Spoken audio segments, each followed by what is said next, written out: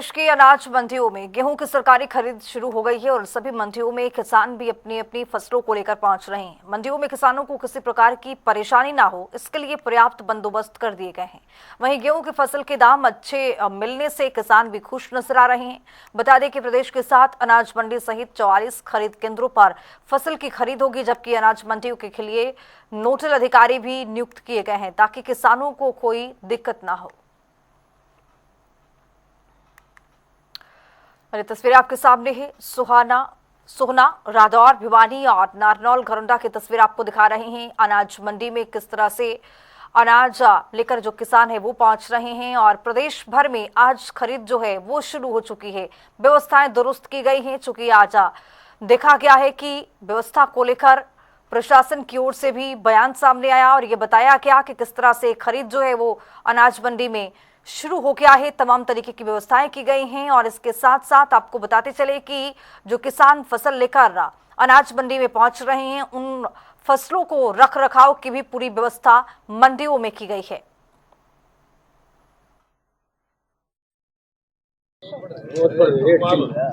आज 1 अप्रैल और 1 अप्रैल से जो है पूरे हरियाणा में जो है गेहूं की खरीद सरकार के द्वारा शुरू कर दी गई है। आपको बता दें कि इस समय हम इंद्री की अनाज मंडी में हैं और यदि इंद्री अनाज मंडी की बात करें तो एक डेयरी आई है सिर्फ आज, लेकिन उसमें बहुत अधिक नमी है क्योंकि मौसम जो है लगातार खराब है और जिसके चलते हुए अभी जो है नमी ज्यादा है, जिसकी वजह से जो है गेहूं की फसल जो है खरीदने में कहीं ना कहीं दिक्कतों का सामना अवश्य करना पड़ेगा। और इस समय आप देख सकते हैं कि मेरे पीछे जो यह शेड है, सरसों की फसल यहाँ पर काफी दिनों से आनी शुरू हो चुकी थी, लेकिन जो है नमी होने की वजह से उसकी सरकारी खरीद नहीं हो पाई। आज ही जो है एक डेयरी की यहाँ पर खरीद की गई है। अभी थोड़ी देर पहले ही यहाँ पर जो है इंद्री के विधायक और इंद्री के एसडीएम यहाँ पर पहुंचे थे और ये डेयरी जो है यहाँ पर जो है सरकारी रेट में इसको खरीदा गया है। 6200 रुपए जो है निर्धारित किया गया है सरकार की तरफ से और गेहूं का जो रेट है 2585 रुपए निर्धारित किया गया है।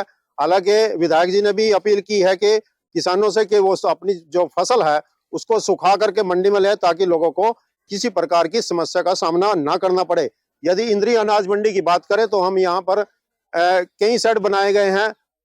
एक शेड जहां हम यहाँ खड़े हैं, इससे अलग भी जो है 4 शेड और हैं ताकि जो किसान जो है अपनी फसल को लेकर के जब मंडी के अंदर आता है, यदि मौसम खराब हो जाए तो उस स्थिति में जो ये शेड जो है ये पर्याप्त है।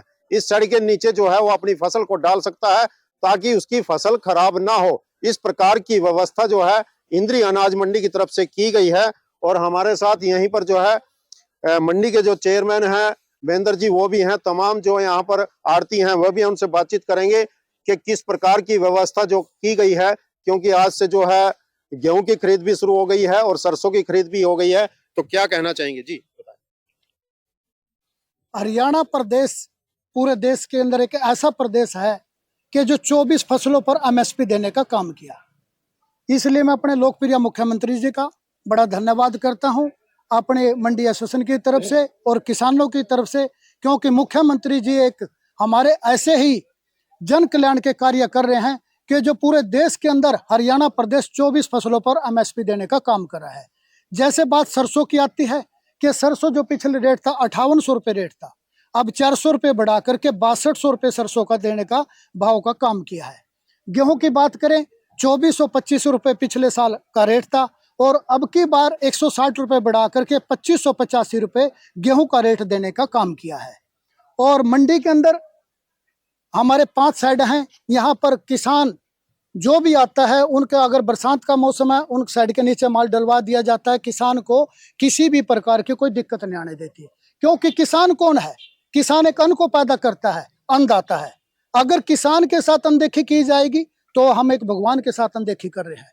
मैं आपके माध्यम से अपील करता हूं किसान से कि अभी गेहूं का सीजन है, आज 1 अप्रैल से हमारी खरीद शुरू है कि आप अपना माल सूखा लेकर के आए। 10 अप्रैल के बाद गेहूं कटवाने का काम करें ताकि आपको भी कोई दिक्कत ना आए, आड़ती को कोई दिक्कत ना आए, जो एजेंसी माल खरीदती है उसको भी कोई दिक्कत ना आए, ना उठान में कोई दिक्कत आए। मैं आपके माध्यम से फिर दोबारा सभी किसानों से अपील करता हूं, एक किसी के बकायों में नहीं आना, क्योंकि विपक्ष का क्या होता है कि किसान को बकाना कि भी सरकार ने ये किया है, सरकार ने यो किया है।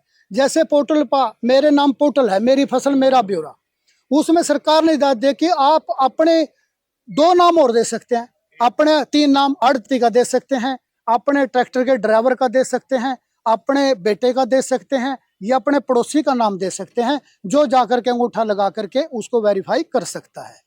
जैसे हमारा गेट पास है, वहां पर किसान का ट्रैक्टर आता है, उस पर नंबर लिखा होना चाहिए, ताकि उसके वहां फोटो करके वो जो भी आड़ती पर ले जाना चाहता है, मान लो 65 नंबर पे माल उतारना है, वो 65 नंबर पे माल उतारे और जहां पर हमारे इंस्पेक्टर बैठते हैं वहां जाकर के अपना अंगूठा लगा करके अपना गेट पास कटवा सकता है। सरकार की तरफ से कोई दिक्कत नहीं है। बारदाना हमारा 2.5 लाख कट्टा बन चुका है, आज भी बारदाना आएगा, कल भी बारदाना आएगा और मैं सभी आड़ती एसोसिएशन के बीच में रहूंगा और किसानों के बीच में रहूंगा। किसी भी प्रकार की आड़ती को, किसान को, मजदूर को कोई भी दिक्कत आती है, 24 घंटे मेरा मोबाइल ऑन रहेगा। आप किसी भी समय मेरे साथ आए, मिलकर के हम उसका उलझाने का नहीं, सुलझाने का काम करेंगे, उसका पूरा प्रयास करेंगे कि भी किसान को, मजदूर को, आड़ती को किसी प्रकार की कोई दिक्कत ना आए। कितनी एजेंसियां खरीद करें? 3 एजेंसी खरीद करी, DFSC करी, हैफेड करी और हरियाणा वेयर हाउस करी, और तीनों के लाट आज लगभग हमारे इंस्पेक्टर आ चुके हैं और वहाँ मंडी के बीच में रहेंगे और पूरा माल खरीदने का काम करेंगे। धन्यवाद जी। देखिए, 3 एजेंसियां यहाँ पर खरीद करेंगी और किसी प्रकार की भी किसानों को कोई समस्या ना आए, उसके व्यापक जो है प्रबंध यहाँ पर किए गए थे। इंद्री अनाज मंडी की बात करें या दिव्यांना अनाज मंडी की बात करें तो वहां पर भी इस प्रकार की व्यवस्था है। वहां पर भी एक साइड जो है बना हुआ है, क्योंकि वो यमुना बेल्ट का एरिया है और वहां पर भी काफी गेहूं आती है। और भी हमारे साथ आड़ती मौजूद है, उनसे बातचीत करेंगे कि इस प्रकार की व्यवस्था इंद्री की अनाज मंडी में देखने को मिलती है। जी, इंद्री की अनाज मंडी में व्यवस्था बहुत अच्छी है। जैसे बारदाने को लेके 2.5 लाख चेयरमैन साहब ने बताया, 2.5 लाख बारदाना आ चुका है। अभी बात हुई थी इंस्पेक्टर साहब से, बोले 2 ट्रक और चले हुए हैं। जो भी बारदाना दे रहे हैं वो जिस पे जितना माल है उसका 25% दे रहे हैं, तो सबको 25% बारदाना दे के वो कह रहे दोबारा राउंड फिर करेंगे। और एफएड वाली मैडम से बात हुई, वो भी कह रहे बारदाना हमारा आज या कल में पहुंच जाएगा। तो सब प्रकार की व्यवस्था हो चुकी है, दिक्कत व्यवस्था बस बारदाना थोड़ा आया नहीं अभी तो कोई दिक्कत अभी माल नहीं आया ना, अभी तो दिक्कत क्या आएगी। वैसे तो तैयारी सब की है, सारे इंस्पेक्टर ड्यूटी लगी है, साफ सफाई ठीक है, टॉयलेट बाथरूम वगैरह सब कुछ है। और जो किसान भवन है उसमें हमारे प्रेमी जी ने, चेयरमैन साहब ने वो पास कर दिया है, उसमें सारा सामान, कल भी बात हुई थी भी ये सामान वहाँ पे गद्दे वगैरह, कूलर वगैरह, पानी का तख्त वगैरह 15-20 जो उन्होंने पास किए हैं, वो भी अच्छा काम है। देखिए, यहाँ पर किसान भवन भी बनाया गया और उसमें कुछ समस्याएं थी, उसका निदान करने के लिए भी जो चेयरमैन है उन्होंने कल ही उसके आदेश जारी कर दिए गए थे। उसका जो चाहे वहाँ कूलर की दिक्कत थी या पानी पीने का जो वाटर कूलर है उसका था, तो सभी प्रकार की व्यवस्थाएं किसानों के लिए कर दी गई हैं। और भी यहाँ पर किसान भी मौजूद हैं, उनसे बातचीत करेंगे कि मंडी में किस प्रकार की व्यवस्था देखने को मिलती है, क्योंकि हर साल जो है किसान भारी संख्या में जो है अनाज लेकर के यहाँ पर आते हैं। जी, रघुवीर जी बताएं। मैं आपके चैनल का बहुत धन्यवाद करता हुआ, क्योंकि 1 घंटा आपके लगा हुआ है, आपने कक बात मंडी की पूरी छान करके हल्का को बताई, इसके लिए मैं आपका बहुत धन्यवादी हूँ। भाई महेंद्र चेयरमैन पंजोखरा जी ने कक बात बड़ी खोल करके, बड़े विस्तार से, बड़े उत्साह से हर प्रकार की जिम्मेवारी निभाते हुए, माननीय विधायक जी के, मुख्यमंत्री जी के माध्यम से, तो इन बातों को देखते हुए मेरा भी 25 साल का अनुभव है यहाँ पर मेरी दुकान करे। इतनी बढ़िया सरकार, इतनी बढ़िया व्यवस्था, अभी पहले तो कांग्रेस के उसके टाइम में कोई विधायक तो आया नहीं करता था, देख लो पहले अभी फसल भी नहीं आई, अभी सारा दौरा करके सारे मुलाजिमों को बुला करके एक बात व्यवस्था, कहाँ माल उठाएगा, कौन सी एजेंसी आएगी, कितना बारदाना आया, आर्थिक समस्या, एक जानकारी लेकर के अधिकारीगण, विधायक जी, चेयरमैन साहब सारे लेकर के गए। तो मेरे को लगता है बहुत बढ़िया व्यवस्था अपनी हो चुकी है और बढ़िया सुचारू रूप से काम चलेगा। और मैं तो एक ही प्रार्थना जो चेयरमैन साहब ने की, एक ही सभी किसान मुझे प्रार्थना करूंगा, भाई सुखा के लेके आइए। मेरे को लगता है मौसम के हिसाब से 10 तारीख तक कोई दिक्कत नहीं है, सुखा करके माल लेकर के आओगे ना, कोई भी आपको दिक्कत नहीं आने वाली है। थोड़ी सी एक बात है कि यू नवा खुंटा कट गया भाई, यू मैट्रिक कार, यू गुंठा लगना, यू फलाना लगना, भाई ये पता क्या है, ये किसानों के मन में ये थी भाई पता नहीं आरती गड़बड़ करा, पता नहीं चल रहा है गड़बड़ करा, पता नहीं क्या करा, एक भाई आगे नंबर लिखो आवेगा, फोटो आवेगी, न्यू पता लगेगा यू बटान खेड़ी का, यू शेखपुरे का, यू बदरपुर का, यू फलाने का, न्यू तो पता लग जाएगा भाई यूपी का नहीं है। यह पारदर्शिता जो सरकार ने की, बहुत नंबर 1 का काम किया, ये आप लोगों की फायदा है। इसलिए भाइयों सारी बातों को स्वीकार करते हुए किसी भी काम में नहीं आना, बढ़िया सरकार चलेगी, इसका साथ दो और इसके लिए मेरी शुभकामनाएं इस सीजन की बहुत।